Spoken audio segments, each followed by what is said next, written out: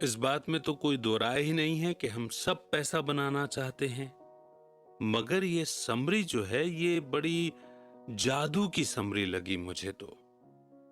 Summary का title है the psychology of money, timeless lessons on wealth, grid and happiness, जिसे लिखा है मॉर्गन हॉसेल ने। जैसा कि समरी का टाइटल है, ये एक्चुअली में टाइमलेस लेसन ही हमें देती है, और केवल मनी की साइकोलॉजी ही नहीं बताती बल्कि और भी कई साइकोलॉजिकल लेसन्स हमें देती है। और at the end of this summary ऐसा लगता है जैसे बहुत कुछ हासिल हो गया हो।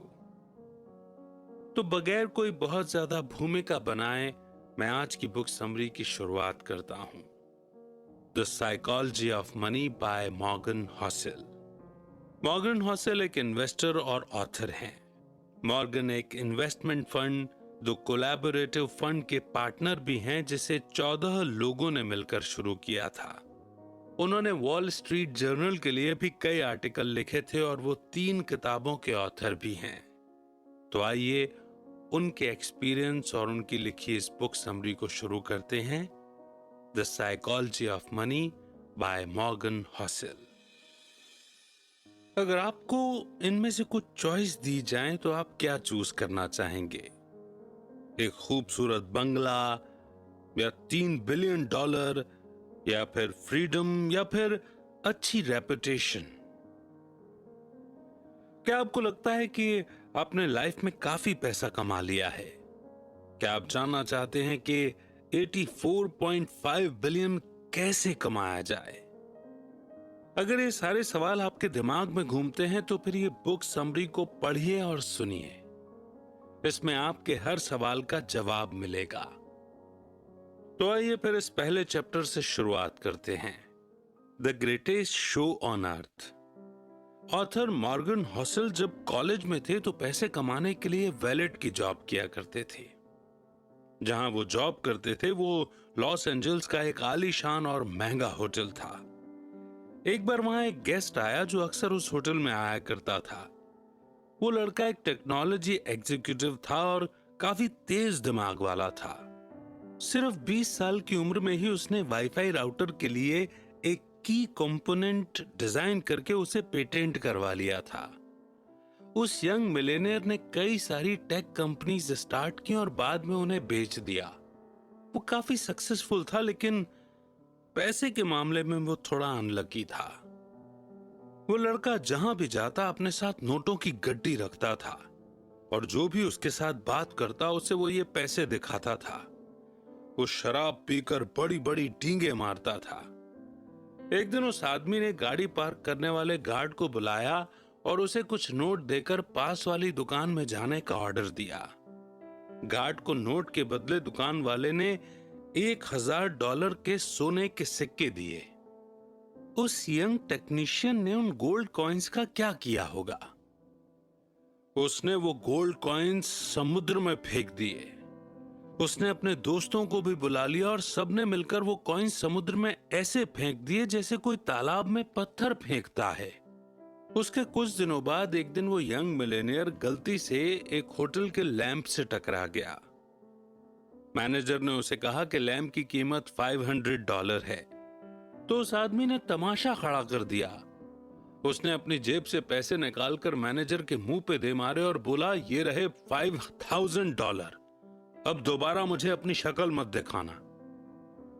शायद आप सोच रहे होंगे कि ये मात्र एक कहानी है, कोई सच नहीं। आप शायद सोच रहे होंगे कि उस यंग मिलेनियर का क्या हुआ होगा, लेकिन ये स्टोरी एकदम सच है। इस किताब में आप ऐसी ही और कहानियां पढ़ेंगे, लेकिन इस कहानी के लास्ट में यंग मिलेनियर का दिवाला निकल जाता है। उसने कुछ ही सालों में जो कुछ कमाया था वो सब उड़ा दिया। उसके सारे पैसे खत्म हो गए और उसके यार दोस्त भी उसे छोड़कर चले गए। देखा आपने, पैसे से आप सब कुछ खरीद सकते हैं पर अच्छा व्यवहार नहीं खरीद सकते। चलिए एक कहानी और सुनते हैं। रोनाल्ड रीड एक जैनिटर यानी कि दरबान था। वो एक छोटे से गांव में पैदा हुआ और पला बड़ा था। वो अपने परिवार का पहला ऐसा इंसान था जिसने हाई स्कूल तक पढ़ाई की थी, और उससे भी मजेदार बात यह थी कि वो रोज लोगों से लिफ्ट लेकर स्कूल पहुंचता था। रोनाल्ड एक साधारण जिंदगी जी रहा था। 25 साल उसने एक गैस स्टेशन में गाड़ियां रिपेयर करने का काम किया। उसने जेसी पन्ने में 20 सालों तक फ्लोर की सफाई का काम किया। 38 साल की उम्र में रोनाल्ड ने एक 2 बेडरूम का घर खरीदा। उसने वो घर $12,000 में खरीदा और अपनी पूरी लाइफ उस घर में गुजारी। रोनाल्ड की शादी भी हुई पर कोई बच्चा नहीं हुआ। जब वो 50 का हुआ तो उसकी वाइफ चल बसी थी। उसके पड़ोसी का कहना था कि रोनाल्ड की मनपसंद हॉबी लकड़ियां काटना था। जिस दिन रोनाल्ड ने न्यूज हेडलाइन बनाई वो दिन था उसकी मौत का। ये 2014 की बात थी। वो 92 साल का था। रोनाल्ड रीड के पास $8 मिलियन थे। उसने $2 मिलियन अपने 2 सौतेले बच्चों के लिए छोड़े थे और $6 मिलियन एक लोकल हॉस्पिटल और लाइब्रेरी को डोनेट कर दिए थे। अगर आप विकिपीडिया में रोनाल्ड रीड के बारे में सर्च करेंगे तो उसमें आपको पता चलेगा कि वो एक चौकीदार, गैस स्टेशन अटेंडेंट, इन्वेस्टर, समाज सेवक और मिलियनेयर था।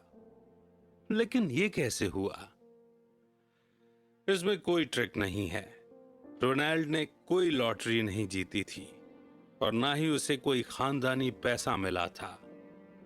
रोनाल्ड इतने सालों से पैसा बचाकर ब्लू स्टॉक चिप्स में इन्वेस्ट कर रहा था। बस इतनी सी बात थी।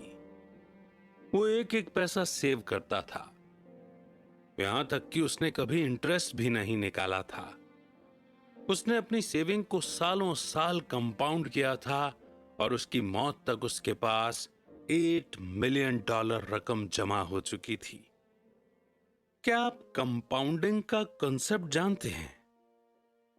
चलिए इसके बारे में हम बाद में बात करेंगे, लेकिन उससे पहले आपको एक और स्टोरी सुननी चाहिए। अब जरा एक नजर डालते हैं उस आदमी पर जो रोनाल्ड रीड से बिल्कुल हटकर था। रिचर्ड फ्यूस्कॉन मेरिल लिंच में एक एग्जीक्यूटिव था। उसने हार्वर्ड से एमबीए किया था और वो 40 की उम्र में रिटायर हो गया था।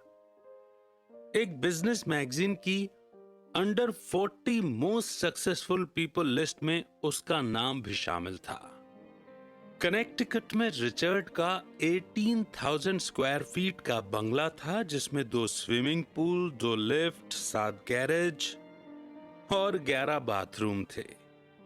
इस बंगले की मेंटेनेंस का खर्चा ही $90,000 पर मंथ था और इसकी मेंटेनेंस में रिचर्ड ने काफी बड़ा उधार लिया था।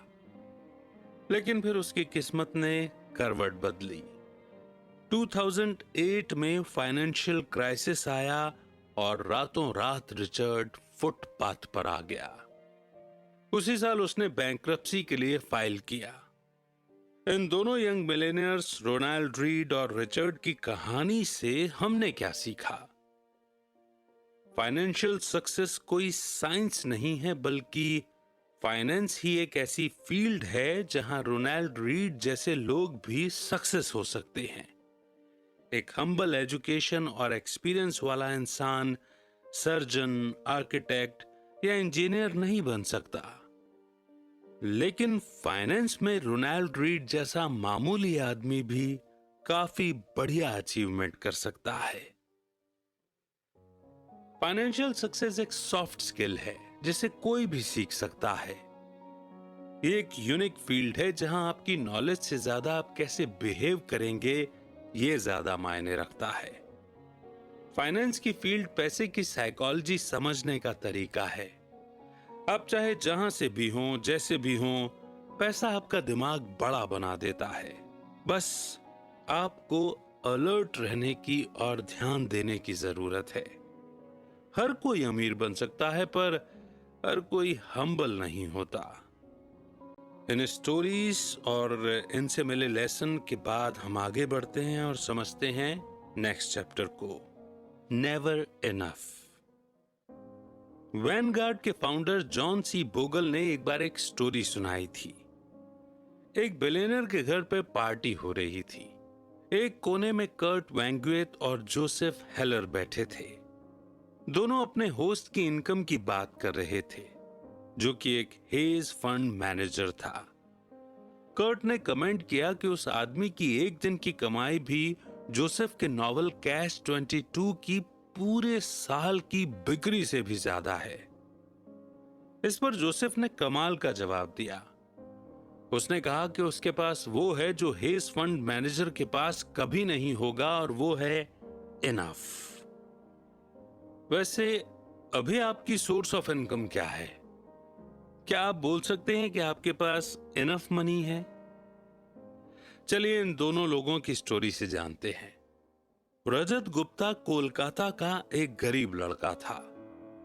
वो एक अनाथ था, लेकिन 45 साल की उम्र में ही वो एक सीईओ बन गया। रजत दुनिया की जानी मानी कंसल्टिंग फर्म में से एक मैकेंजी के सीईओ थे। साल 2007 में जब वो कंपनी से रिटायर हुए तो उसके बाद उन्हें United Nations and the world economics forum में एक बड़ी इंपॉर्टेंट पोजीशन मिली। रजत 5 अलग अलग कंपनी के बोर्ड ऑफ डायरेक्टर भी थे। कोलकाता की झुग्गी झोपड़ियों से निकलकर उन्होंने सबसे अमीर बिजनेसमैन बनकर दिखाया। 2008 में रजत गुप्ता की वर्थ $100 मिलियन हो चुकी थी, लेकिन वो अपने पैसे से कभी भी सेटिस्फाइड नहीं हुए। वो एक सेटा मिलियनर बन चुके थे, तो अब उन्हें एक बिलियनर बनना था। वो उस सर्कल में आना चाहते थे। फिर रजत गोल्डमैन सैक्स के बोर्ड ऑफ डायरेक्टर बने। उन्होंने बिलियनर बनने के लिए खुद को आगे बढ़ाया। 2008 में गोल्डमैन सैक्स इकोनॉमिक क्राइसिस के दौर में थी। वॉरेन बुफे ने कंपनी को बचाने के लिए उसमें 5 बिलियन का इन्वेस्ट करने का डिसीजन लिया।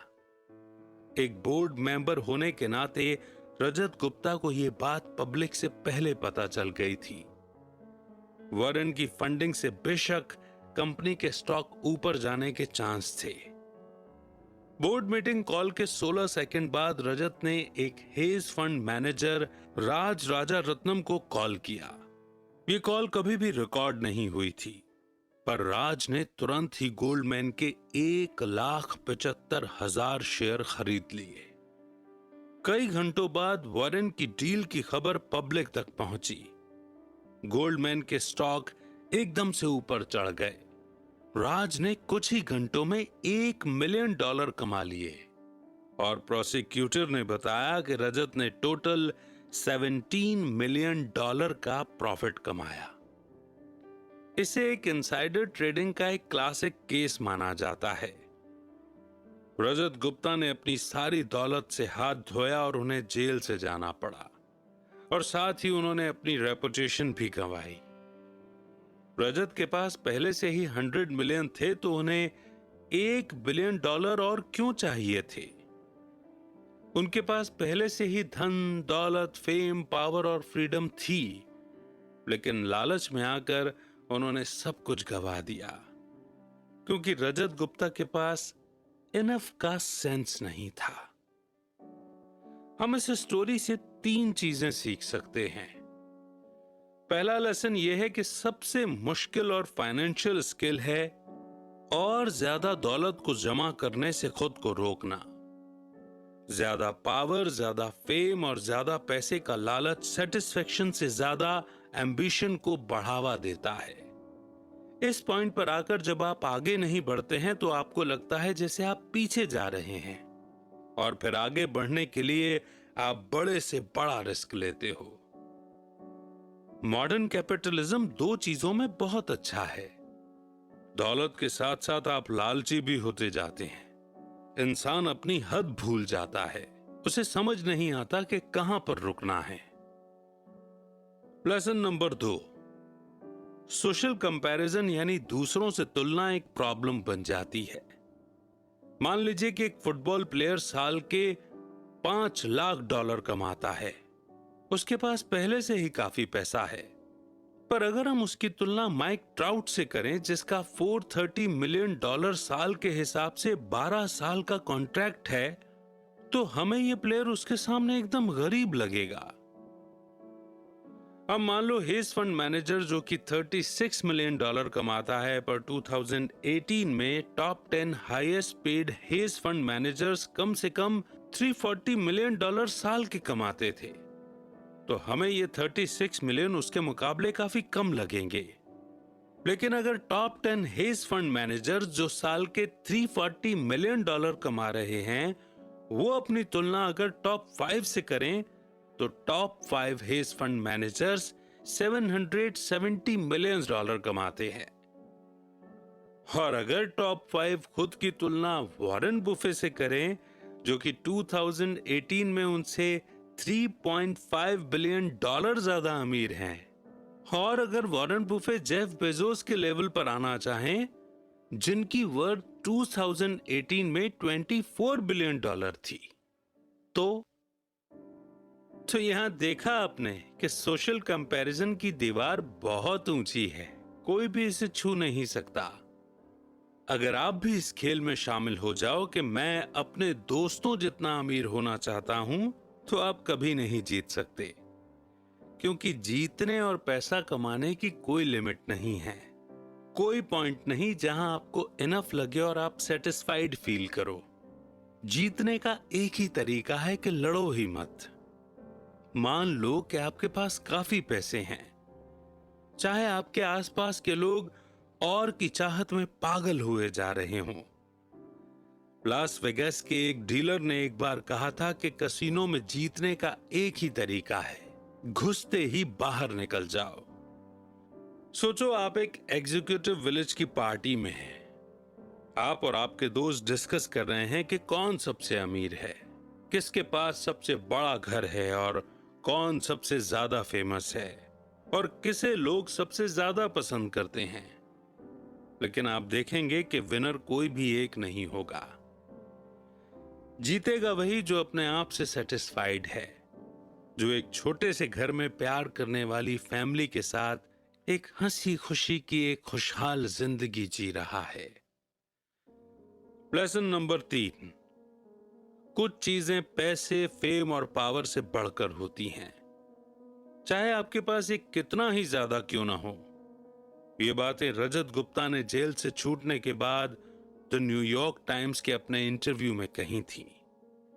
उनसे जब पूछा गया कि उन्होंने इस घटना से क्या सीखा, तो वो ये बोले कि किसी भी चीज से ज्यादा अटैचमेंट मत रखो, चाहे वो आपकी रेपुटेशन हो या आपकी अचीवमेंट हो। ये चीजें कोई मैटर नहीं करती। इस हादसे ने मेरी पूरी रेपुटेशन बर्बाद करके रख दी है, लेकिन मैंने अब सीख लिया है कि मुझे इससे भी बहुत ज्यादा अटैचमेंट नहीं रखनी है। रजत गुप्ता खुद को बचाना चाहते थे। वो अपने किए की सफाई दे रहे थे। वो खुद को ही तसल्ली दे रहे थे कि उनकी रेपुटेशन अब उनके लिए और मायने नहीं रखती। लेकिन उनका कहना गलत था। रेपुटेशन बेशकीमती है, फ्रीडम बेशकीमती है, परिवार और दोस्त भी बेशकीमती हैं। लोगों को प्यार करना और बदले में उनका प्यार पाना भी बेशकीमती है। खुशियां बेशकीमती हैं, लेकिन ये सब पाने का एक ही तरीका है, आप अपनी हद समझें। आपको याद रहे कि कब रिस्क लेने हैं और कब इनफ का मतलब इनफ है। और इस इंपॉर्टेंट लर्निंग को सीखने के बाद बढ़ते हैं नेक्स्ट चैप्टर की ओर, कंफाउंडिंग कंपाउंडिंग। एक फील्ड से सीखी हुई बातें हमें दूसरी फील्ड में काम आती हैं। क्या आपको पता है कि बहुत पहले आइस एज क्यों आया था? ये कुछ उसी तरह है जैसे इन्वेस्टमेंट में कंपाउंडिंग आपके पैसे पर ग्रो करती है। 19वीं सेंचुरी में जाकर साइंटिस्ट इस बात पर अग्री हुए थे कि धरती में कभी आइस एज आया था। इसका सबूत इतने करीब था कि आसानी से नजरअंदाज कर लिया जाता था। धरती में सिर्फ एक ही आइस एज नहीं आया, बल्कि हमारी पृथ्वी ने 5 आइस एज देखे हैं, जिनकी डेट का हम आज एक्यूरेट अंदाजा लगा सकते हैं। क्या आप सोच सकते हैं कि पूरी दुनिया को बर्फ से कवर करने, बर्फ पिघलने और फिर बर्फ से ढकने पर कितनी एनर्जी की जरूरत पड़ेगी? तो यह घटना 5 बार हो चुकी है, लेकिन आइस एज आया ही क्यों? आइस एज के पीछे की वजह क्या है? इसके बारे में बहुत सी थ्योरीज हैं। एक थ्योरी के हिसाब से माउंटेन रेंज में हलचल होने की वजह से क्लाइमेट में चेंज आया। एक दूसरी थ्योरी कहती है कि आइस धरती का नेचुरल वातावरण है, जिसमें ज्वालामुखी फटने से बदलाव आया है। हालांकि ये थ्योरी सिर्फ एक आइस एज को एक्सप्लेन करती है, न कि पांचों को। 1900 की शुरुआत में एक सर्बियन साइंटिस्ट मिलुतिन मिलानकोविक ने सोलर सिस्टम में धरती की पोजीशन को स्टडी किया और वो इस नतीजे पर पहुंचा कि सूर्य और चंद्रमा की ग्रेविटेशनल ताकत का प्रभाव पृथ्वी की धुरी पर पड़ता है। मिलानकोविक ने कहा कि कई बार ऐसा भी होता है कि पृथ्वी अपनी धुरी पर कुछ ज्यादा ही झुक जाती है, जिससे इसे नॉर्मल से ज्यादा सोलर रेडिएशन मिलता है। पृथ्वी के हेमिस्फीयर में आने वाले बदलाव के चलते बहुत ज्यादा ठंड हो गई, जिससे पूरी पृथ्वी बर्फ की मोटी चादर से ढक गई थी। व्लादिमीर कोपिन, जो कि एक रशियन मीटरोलॉजिस्ट हैं, उन्होंने इस थ्योरी में एक कंडीशन जोड़ी है। उन्होंने कहा कि एबनॉर्मल टिल्ट की वजह से धरती पर गर्मियों के मौसम में भी ठंड बढ़ गई थी। ये उस तरह की गर्मी थी जिसमें इतनी गर्मी नहीं होती कि पूरी बर्फ को पिघला सके। गर्मियों के बाद भी धरती के कुछ हिस्से बर्फ से ढके रहे, जिससे बर्फ को आने वाली सर्दियों में भी टिके रहने में आसानी हुई। साल दर साल इसी तरह बर्फ के ऊपर बर्फ की परतें जमा होती रहीं, जब तक कि पूरी पृथ्वी बर्फ से ढक नहीं गई और इस तरह आइस एज आया। समझा आपने? कंपाउंडिंग का कॉन्सेप्ट भी कुछ ऐसा ही है। मान लो आपने अपनी एनुअल सैलरी का 10% इंडेक्स फंड में जमा करना शुरू किया और आपकी एनुअल इंटरेस्ट रेट 10% है, तो अगले साल आपके पास आपकी सैलरी का 10% इंटरेस्ट रेट के साथ होगा। फिर आप 2022 तक अपनी सैलरी का 10% जमा करते गए। हर साल आप 10% जोड़ रहे हैं और हर साल आपका 10% इंटरेस्ट रेट भी ग्रो कर रहा है। अगर आप इस पैसे को अगले 10 साल तक नहीं निकालते हैं तो आप मिलेनियर बन जाएंगे। आइस एज भी धीरे धीरे बर्फ के जमा होने से आया। कंपाउंडिंग ऑफ इंटरेस्ट का मतलब भी यही है, धीरे धीरे पैसा जमा होना। क्या आपको पता है कि वॉरेन बुफे सिर्फ 10 साल की उम्र से ही इन्वेस्ट करते आ रहे थे? उन्होंने कभी भी अपने इंटरेस्ट का पैसा नहीं निकाला। उन्होंने कई सालों तक ये पैसा जमा होने दिया और जब वे 89 के हुए तो उनके पास $84.5 बिलियन था। ये उनके डिसिप्लिन और 8 दशकों के कंपाउंडिंग का नतीजा था। अगर आप कैलकुलेट करें तो वॉरेन बुफे ने अपने 50वें जन्मदिन के बाद ही 84.5 बिलियन कमाया। ये सब कंपाउंडिंग के पावर का कमाल है। इस इक्वेशन के बारे में सोचिए। 8 + 8 + 8 + 8 + 8 + 8 + 8 + 8 + 8 = 72। ये जोड़ है। लेकिन जब आप 8 को 8 से ही 9 बार मल्टीप्लाई करेंगे तो क्या होगा? 8 × 8 × 8 × 8 × 8 × 8 × 8 × 8 × 8 13,42,17,728। देखा आपने कितना फर्क है? वॉरेन जब 20 या 30 के थे तो वो अपना पैसा यूं ही खर्च नहीं करते थे और उन्होंने 60 या 70 का होने तक इन्वेस्टिंग नहीं छोड़ी। वो लगातार इन्वेस्ट करते गए। उन्होंने 25 सालों तक पैसा जमा किया। वॉरेन की दौलत पर कई सारी किताबें भी लिखी गई हैं। फिर से बता दें कि उनके पास 84.5 बिलियन डॉलर हैं। उन्होंने 10 साल की उम्र से इन्वेस्ट करना शुरू किया था और 89 का होने तक वे करते ही रहे। अगर कंपाउंडिंग पर सच में कोई किताब लिखी जाए तो उसका नाम होना चाहिए शट अप एंड वेट। अमीर होने और अमीर रहने के बीच का फर्क। तो आइए अब एक और इंपॉर्टेंट चैप्टर समझ लेते हैं, अमीर होने और अमीर रहने के बीच का फर्क। Getting wealthy versus staying wealthy. अमीर बनने के कई तरीके हो सकते हैं, लेकिन अमीर बने रहने का सिर्फ एक ही तरीका है। चलिए तो ये बात हम इन दो इन्वेस्टर्स की कहानी से सीखते हैं। जेसी लिवरमोर अपने टाइम का बेस्ट स्टॉक ट्रेडर्स में से एक था। वो 1877 में पैदा हुआ था, जब दुनिया को पता भी नहीं था कि ट्रेडर कोई भी बन सकता है। उससे पहले ही उसने खुद को एक ट्रेडर के तौर पर एस्टेब्लिश कर लिया था। 30 साल की उम्र में ही जेसी ने $100 मिलियन कमा लिए थे। 1929 में स्टॉक मार्केट क्रैश हो गई थी, जिसकी वजह से ग्रेट डिप्रेशन आया। उन दिनों चारों तरफ बस यही न्यूज छाई हुई थी। वॉल स्ट्रीट के न जाने कितने ही स्टॉक ट्रेडर्स ने सुसाइड कर लिया था। अक्टूबर 29, 1929 के दिन जेसी का परिवार घर पर उसका इंतजार कर रहा था। उसकी वाइफ और 2 बच्चे दरवाजे पर खड़े होकर उसके आने की राह देख रहे थे और उसकी मदर इन लॉ बेडरूम के अंदर बैठकर रो रही थी। जेसी घर पहुंचा, वो शॉक में था, पर इसलिए नहीं कि उसका दिवालिया निकल चुका था।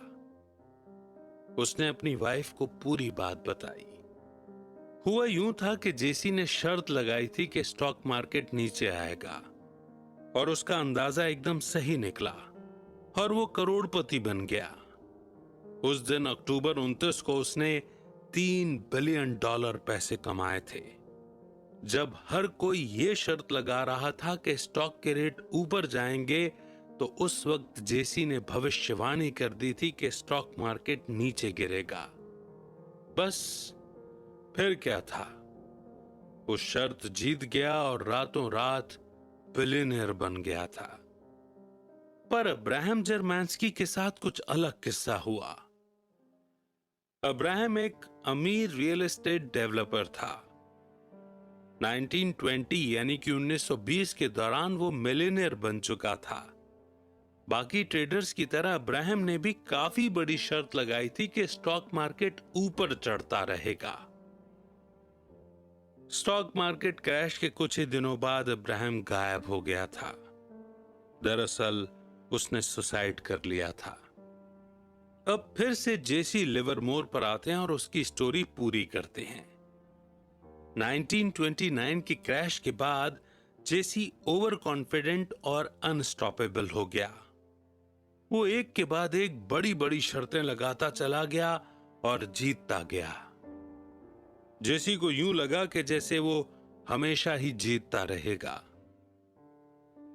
लेकिन 1933 में उसने स्टॉक मार्केट में अपना सारा पैसा गंवा दिया। जेसी भी कुछ दिनों के बाद गायब हो गया और उसने खुद की जान ले ली। जो चीज अब्राहम के साथ हुई थी, वही 4 साल बाद उसके साथ भी हुई। अब्राहम की तरह वो भी सुसाइड करने पर मजबूर हो गया था। तो यहां समझा आपने, दोनों आदमी अमीर तो बन गए थे, पर अपनी अमीरी बरकरार नहीं रख सके। पैसा कमाना एक बात है, पर उसे बनाए रखना अलग चीज है। पैसा कमाने के लिए आपको बाहर निकलना पड़ेगा, रिस्क लेने पड़ेंगे, आपको ऑप्टिमिस्टिक बनना होगा। लेकिन पैसे को बनाए रखने के लिए आपको हम्बल होना पड़ेगा। आपको ये बात याद रखनी होगी कि किसी भी वक्त, किसी भी सेकंड आपकी सारी दौलत छिन सकती है, क्योंकि जिंदगी ऐसी ही है। यहां कब क्या होगा ये कोई नहीं जानता। कभी आप एकदम टॉप पे आएंगे तो कभी एकदम बॉटम पर। पैसे को बनाए रखने के लिए आपको सोच समझकर पैसे का इस्तेमाल करना सीखना होगा। और यह भी एक फैक्ट है कि पैसा मेहनत से कमाया जाता है, पर इसे कमाने में किस्मत का भी बड़ा हाथ होता है। जिंदगी में हमेशा याद रखिए कि सक्सेस हमेशा रहने वाली चीज नहीं है। लाइफ में हार और नाकामयाबियां दोनों मिलेंगी। बीते कल की सक्सेस आने वाले सुनहरे कल की गारंटी नहीं दे सकती है। अब हम वॉरेन बुफे के पास वापस चलते हैं और देखते हैं कि उन्होंने 70 साल से अपनी वेल्थ को कैसे मेंटेन करके रखा हुआ है। उन्होंने अपना पैसा 10 सालों के लिए इन्वेस्ट किया और 1 दशक से भी ज्यादा तक कंपाउंड होने दिया। और 89 की उम्र में उनके पास $84.5 बिलियन थे। वॉरेन को इन्वेस्टिंग आती है। उन्हें पता है कि इन्वेस्टिंग के लिए कौन सी कंपनीज बेस्ट रहेंगी।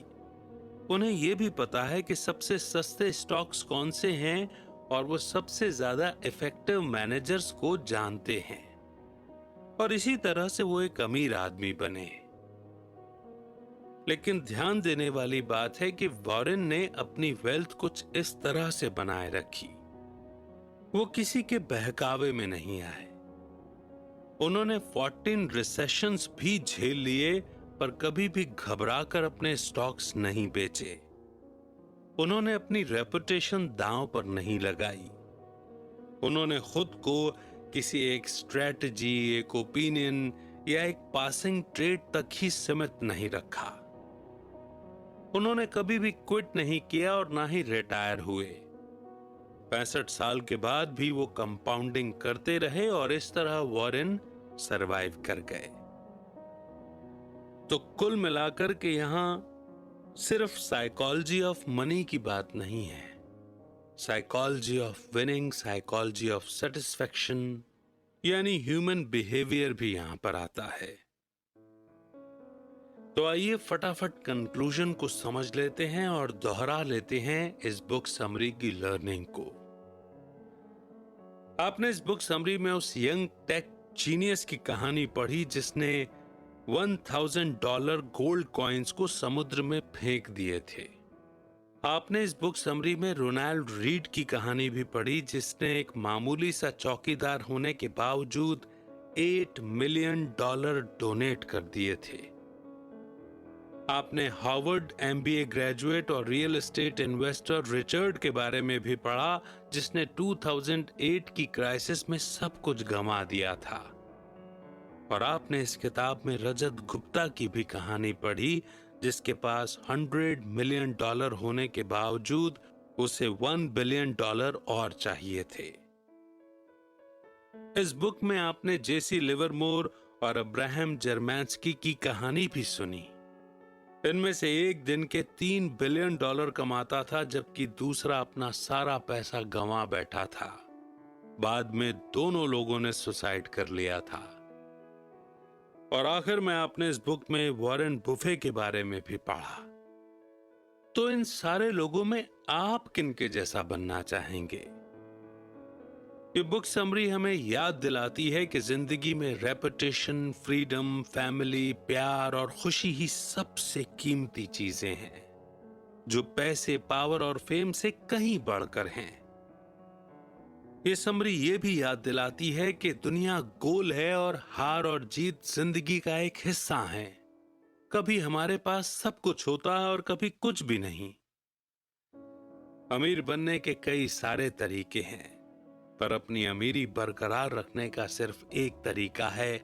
इसीलिए हम्बल बने, पैसे की वैल्यू समझें और जो आपके पास है उसमें खुश रहना सीखें।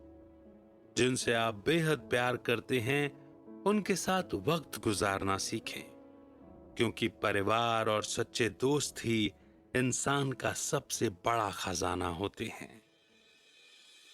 तो उम्मीद करते हैं कि ये बुक समरी हमारे जहन पर, हमारे दिलो दिमाग पर एक पॉजिटिव असर डालेगी और आपको जरूर पसंद आई होगी।